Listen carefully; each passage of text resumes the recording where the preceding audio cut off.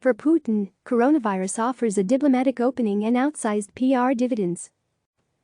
Russian President Vladimir Putin knows how to make a very small investment for an outsized public relations gain, and the COVID-19 pandemic has been no exception. On Wednesday, a Russian An-124 cargo plane landed at New York's John F. Kennedy Airport, carrying a shipment of medical supplies, including ventilators and personal protective equipment, to help U.S. hospitals and communities on the front lines of the fight with coronavirus. It was a "From Russia with Love" moment. The New York air traffic controller thanked the Russian pilot when the massive aircraft landed, and Dmitry Polyanskiy, Russia's first deputy permanent representative to the United Nations, tweeted that the shipment was a gesture of solidarity with New Yorkers, who are in a very difficult situation at the moment. Kremlin spokesperson Dmitry Peskov said that the Russian side offered Washington assistance in light of the epidemiological situation in the U.S., Russian state news agency RIA-Novosti reported Tuesday. Trump gratefully accepted this humanitarian aid, Peskov said, according to RIA. At first, it seemed like a typically Putin-esque masterstroke of public relations. Russia, once a recipient of U.S. aid after the collapse of the Soviet Union, was now coming to the aid of the world's wealthiest nation.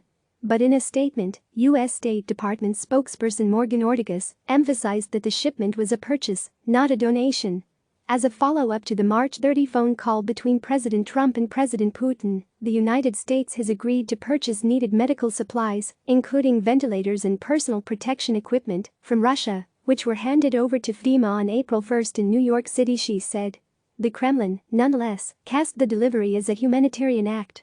Russia's foreign ministry said Thursday that half of the aid sent to the U.S. against the coronavirus was paid for by American taxpayers and half by Russian Direct Investment Fund, Russia's sovereign wealth fund.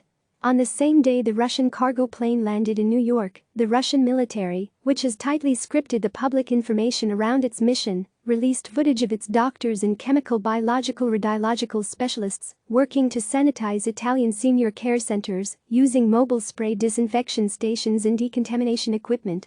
They were part of a military mission dispatched earlier by the Russian Ministry of Defense, which sent 9 Il-76 aircraft with teams of virologists and epidemiologists to help Italy in its response to the pandemic. So what, exactly, was Putin's calculation in sending aid abroad, precisely at a moment when coronavirus cases seem to be ramping up in Russia itself? Russia officially has 3,548 confirmed cases of coronavirus, according to the country's monitoring headquarters. That's a relatively low figure compared with China or the United States. But Russian authorities have signaled that they expect the situation to worsen. Russians are currently under an enforced regime of self-isolation, and Putin signed a law this week that increases penalties for violating quarantine rules. Authorities in Moscow have said they are preparing to roll out a digital enforcement tool that will use QR codes in a smartphone app to enforce the lockdown in the capital. The delivery of much-needed equipment to the U.S., then, has come in for some criticism in Russia, where reports of protective equipment shortages have caused concern.